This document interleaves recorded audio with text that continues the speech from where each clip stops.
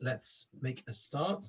If you're joining, then please just remember to put yourselves on mute, so we can all follow and not be too distracted by side noises. We're going to begin this evening our shiur on Parshas Toldos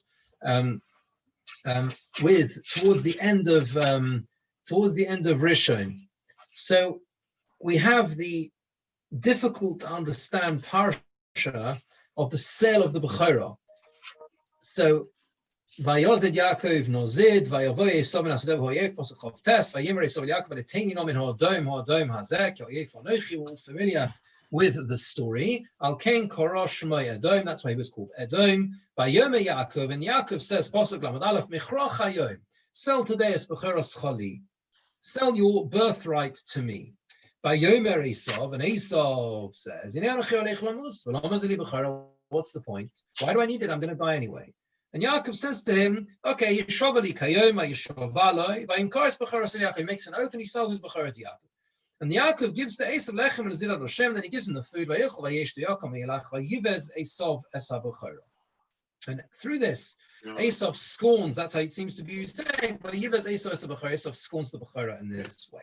There's a basic halachic question on this parsha, and that is, we know from the Gemara in Bava Metzia that says that if a person is either overcharged or undercharged more than a sixth, then the whole sale is nullified, right? More than a sixth of the value.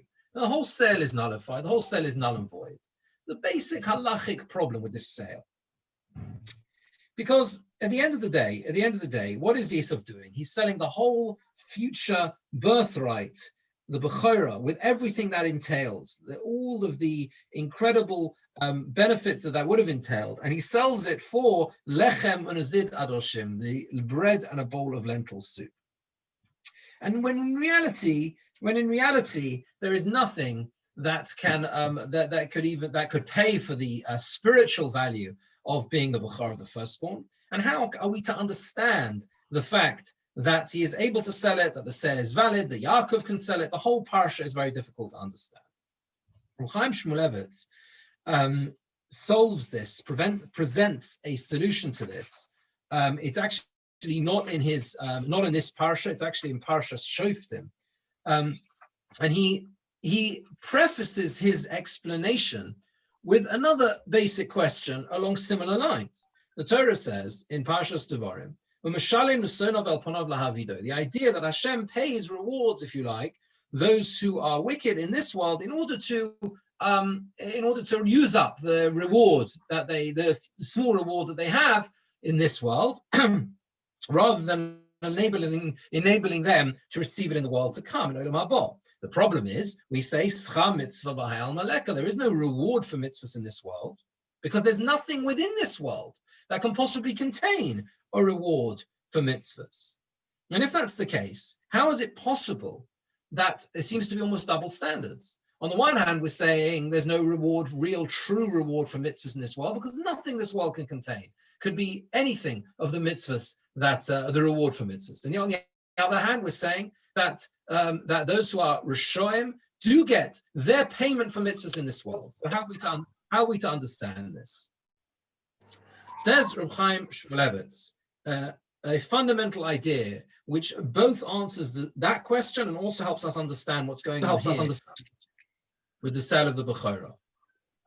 He says like this: we learn the following idea, the fundamental principle. He says that, can I just remind people joining just to please mute yourselves? I don't have the control of the mute at the moment, so if anyone could just,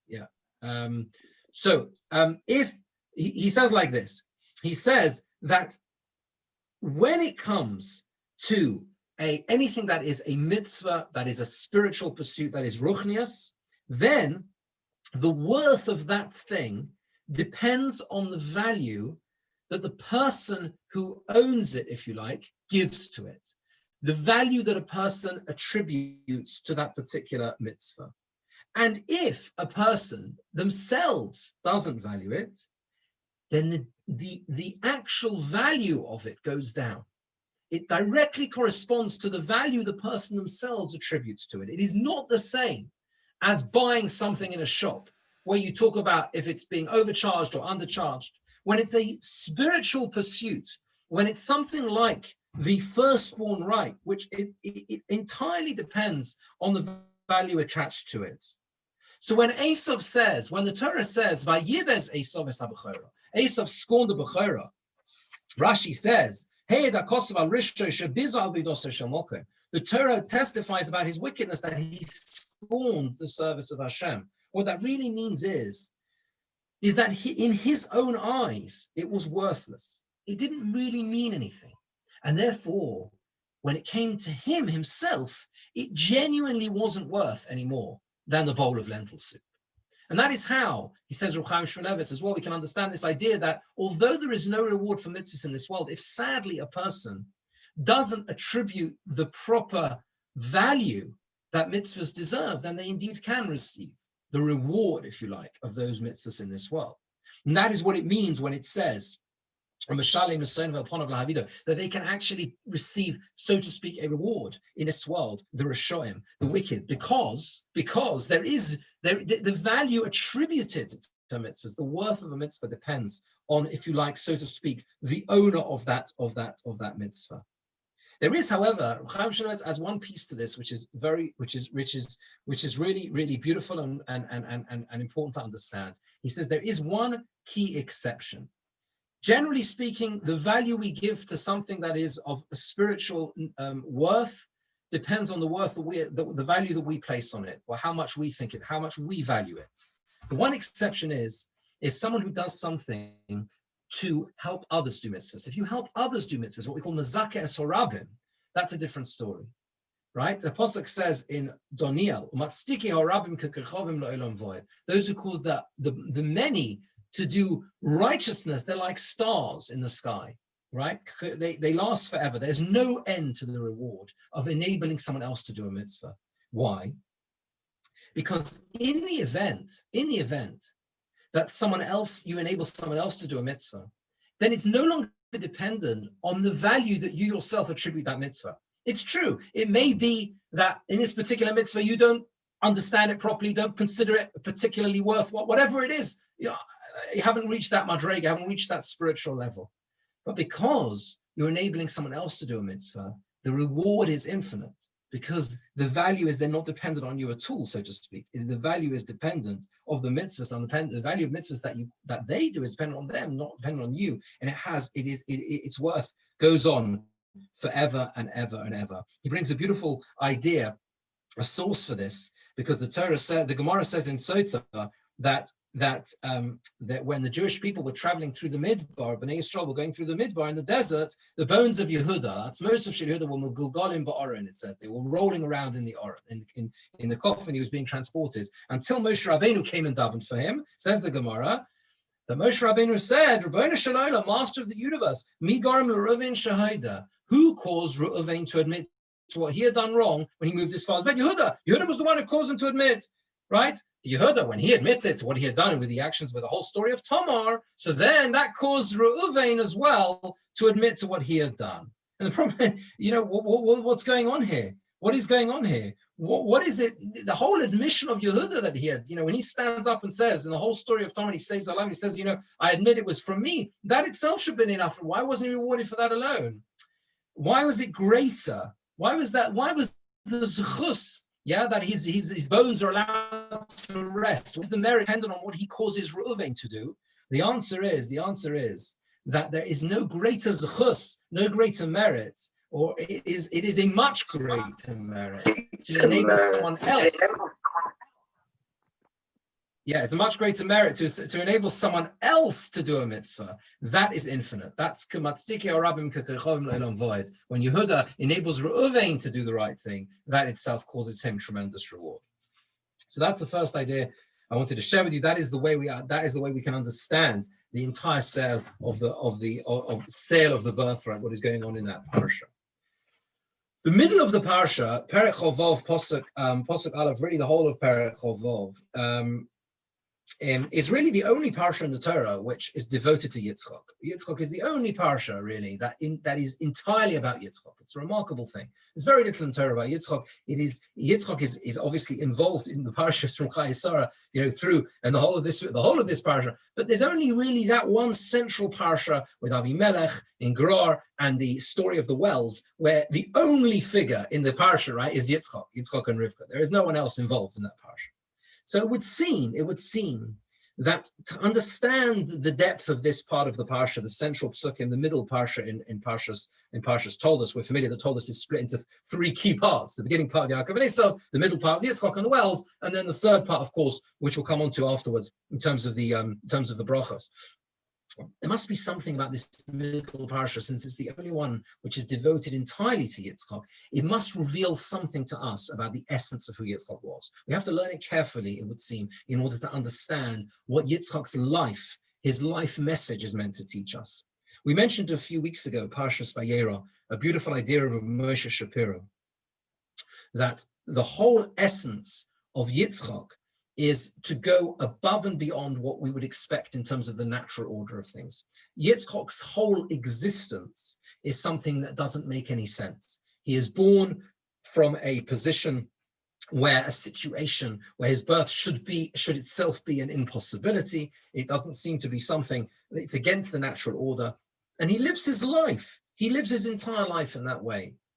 The whole essence of the Akedah, he's someone who, if you like, as we put it then, he laughs at death.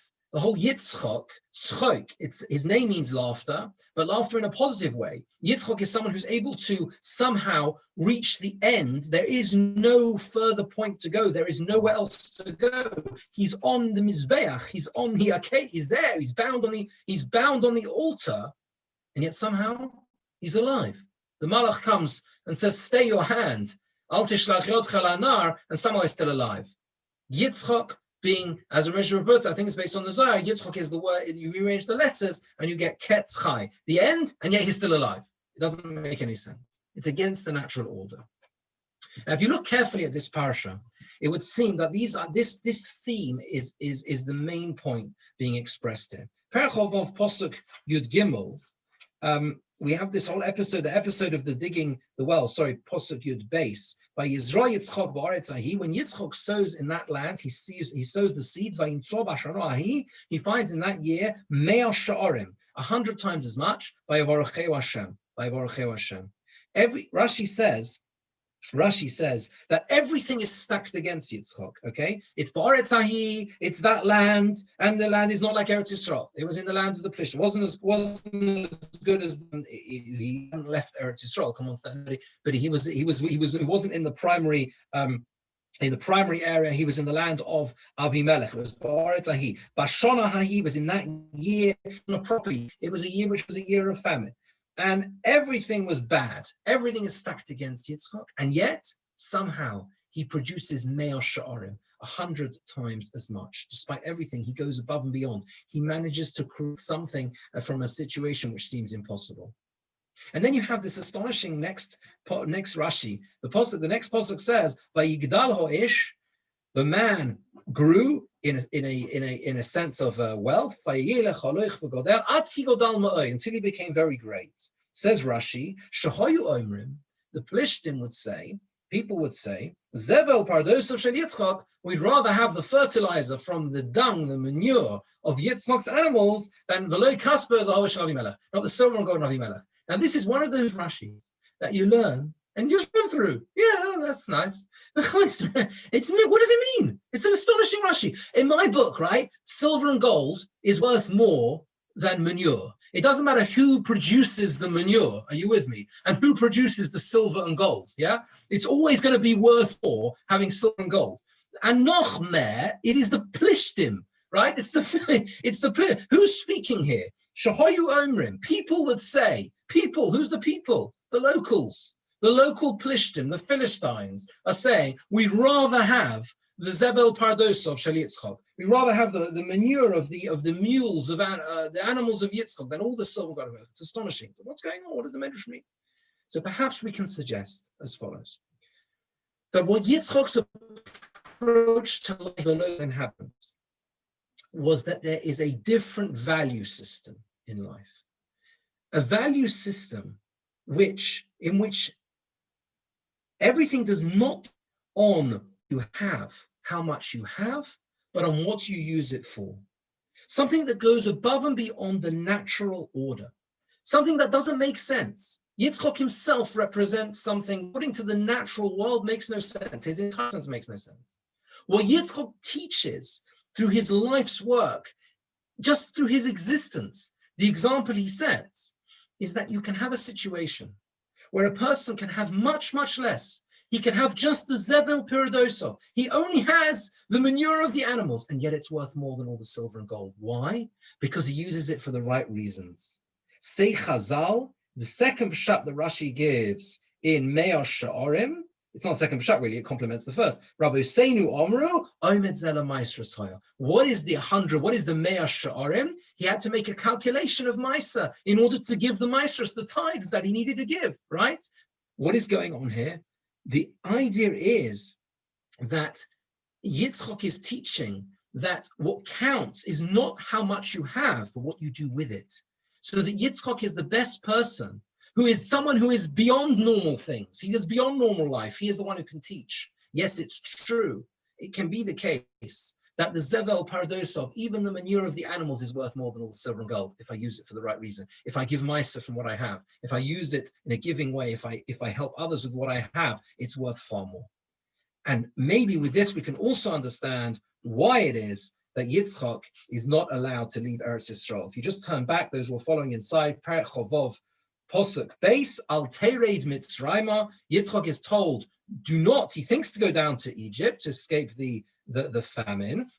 And Hashem appears to him and says, do not go down to Egypt. You need to live in this land. Shchoim ba'aretz hazos. Gur ba'aretz hazos. Shchoim ba'aretz hazos. Gur ba'aretz hazos. Rashi says, he intended to go down to Egypt, just like his father did.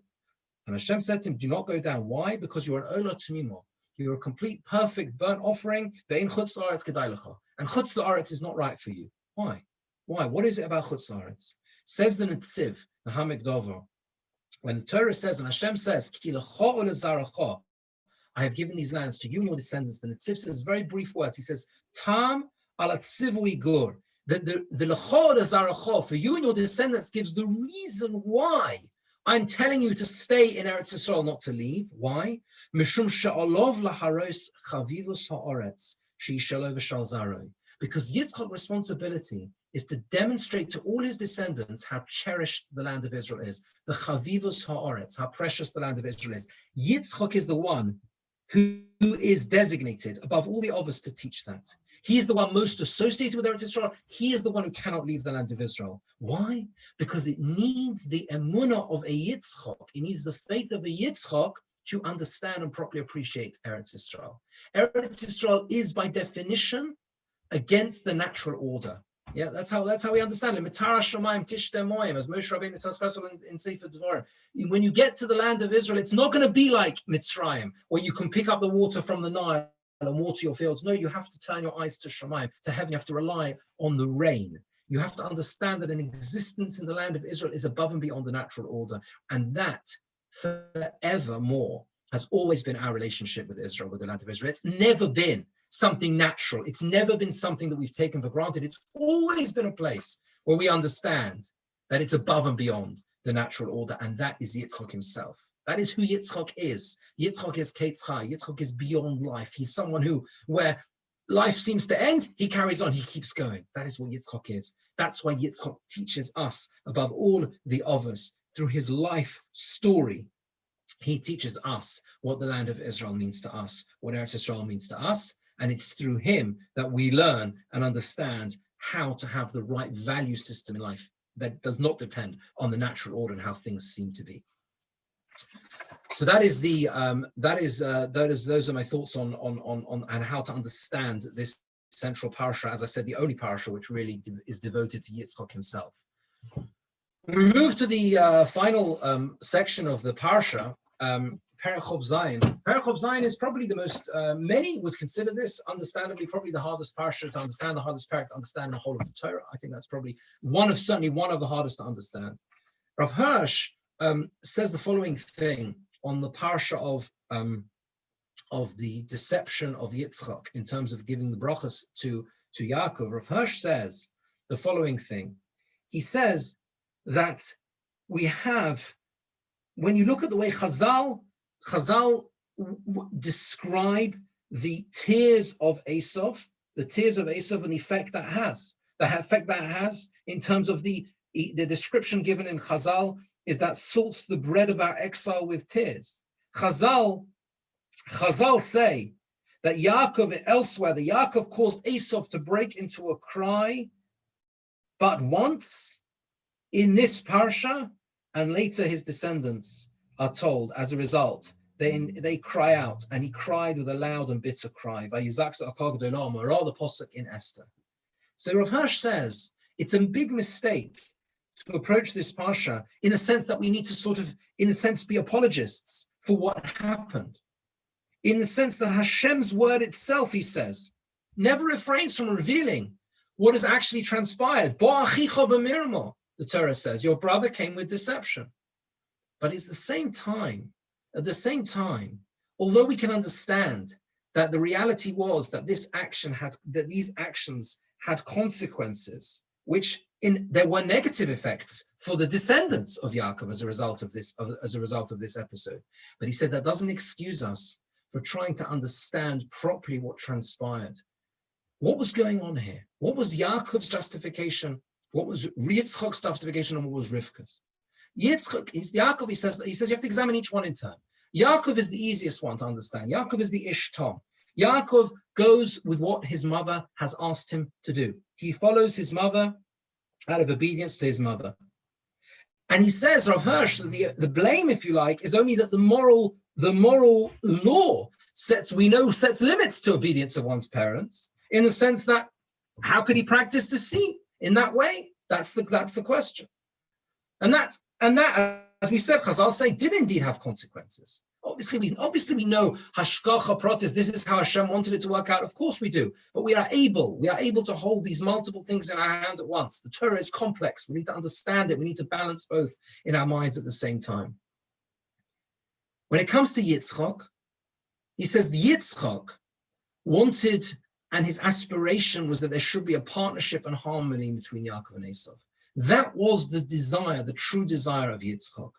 That there should be this balance between Ruchnius and Gashmius, that Yaakov would be entirely spiritual, Esav would be entirely of the physical, material world. Together they would complement each other.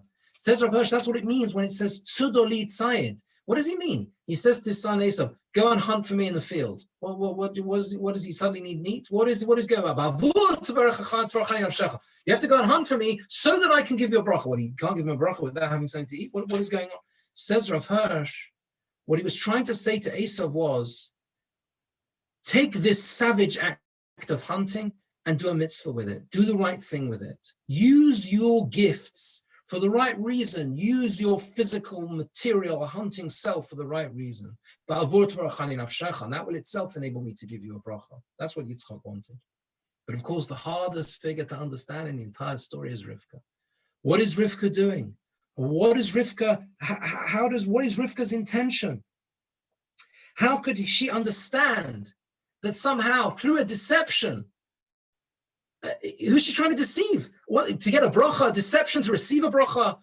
How Hashem's going to give a bracha through this deception? Well, what is going on? What on earth is how can we possibly understand how Rivka could understand that there would be some concrete advantage, he calls it, from from receiving and getting the blessing in this way, in this masquerade? And also, he says, the whole deception itself is clumsy.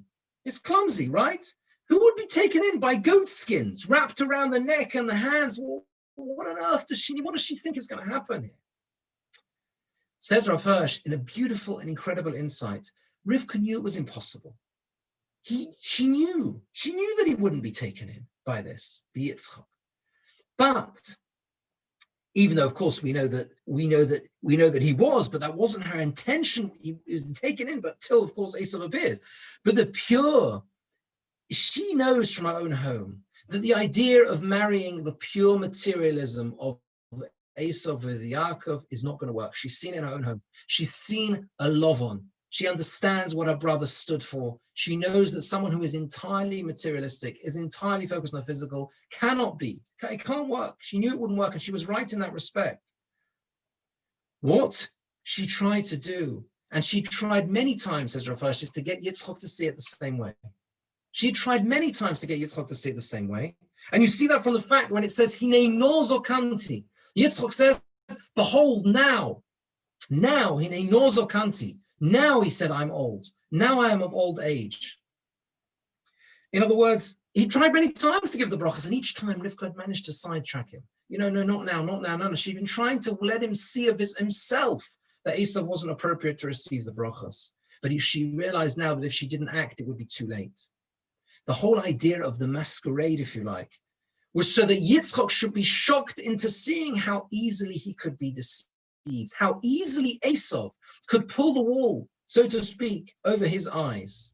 Because when he would feel and see that someone could just dress up and fool him in this way, he'd suddenly realize that Esav had been fooling him all these years. And that indeed, of course, is what happens. Because when he realizes that Esav is coming, and afterwards we know the Chazal say he saw Gehinnom open up, he says, Gam Baruch, yeah, they will also be blessed. Suddenly he suddenly realizes the mistake that he's been making in terms of how he thought Esav could receive these brachas. Rivka knows Baruch HaKodesh, say Chazal, that Yaakov had to receive the brachas. That doesn't mean that this whole parsha is not difficult to understand. Of course it is. Of course it is. And we know that there were elements as a result, as we say, Chazal say, that they came back to, sadly, affect the Jewish people as a result, the generations later. But that doesn't stop us understanding the depth of Rivka's insight, of what it was that Rivka felt that she needed to achieve through this. And her ultimate aim was to enable Yitzchok to see that Esav wasn't appropriate to receive these brachas. But there is also one final point, which Rav Hirsch doesn't make. And that is at the very end of the parsha. The Alshich asks a basic question on the Pesukim. At the very end, Yaakov is told to go away, he's told to leave. Perek Chav Zayin, Posuk Mem Gimel. At the end, Rivka says to him, you have to run away from your brother Esav because he seeks to kill you. And what does the Yitzchok say? Yitzchok says to Yaakov, and he says like this. He says, you need to go and find yourself a wife, right? Go and find yourself a wife. Which one is it? Why is he going? Rivka's telling him you need to go because you've got to hide from Esav.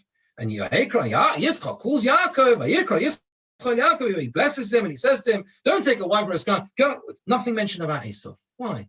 What is the difference here between Rivka and Yitzchak? Says the Alshich HaKadosh. Rivka was trying to hide from Yitzchak the extent of the hatred between, and the hatred that Esav, the hatred that Esav had for Yaakov. She was trying to hide it from him until it would blow over. But if so, she needed another pretext. She needed a pretext for sending him away. Something to, if you like, explain why she was sending him away. And therefore she said, well, he needs to find himself a wife there. According to the Alshich, which is a big chiddush, Yitzchak didn't know the real reason. He didn't know the depth of the enmity that Esav had for Yaakov. What's the result? According to the Alshich then, 22 years of pain, of separation. We have to picture from Yitzchak's perspective, 22 years, so to speak, he's by the window, day by day, waiting for his son to come home, because he doesn't know that he has to hide that long in order to escape his brother.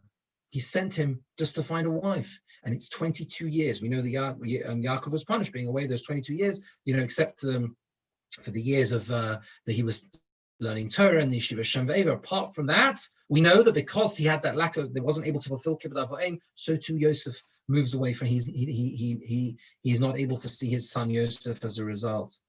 But what we see from here is that, as with so many parshas in the Torah, particularly those which are as complex as Parshas Toldos, an incredibly difficult parsha to understand, that you have to hold within your head multiple different ideas. Yes, Baruch HaKodesh, we know that Yaakov needed to receive the brachas, and he did, absolutely, 100%. But at the end of the day, there is always a cost to conflict. And one of the costs of conflict, the conflict that results between Yaakov and Esav, is the pain of separation. The pain of separation that the Parsha ends on, that note, and the tragedy and the difficulty of the beginning of those 22 years when Yaakov is forced to move away.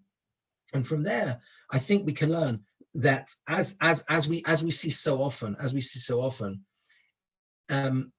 that when we can take steps to restrict or withdraw from situations that cause discord, that cause conflict, that cause machlokas, it is such an incredibly praiseworthy thing to do. Because you never know. The reality is that you never know once you start the ball rolling in a situation.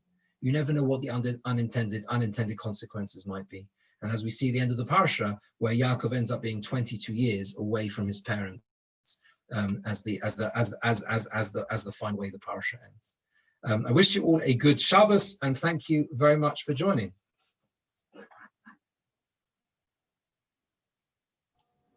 Thank you. Thank you. Thank you. Thank you. Thank you. Good Shabbos. Thank you. Good Shabbos. Okay, good Shabbos. Thank you. Good Shabbos. Good Shabbos. Your back hurts. Yeah.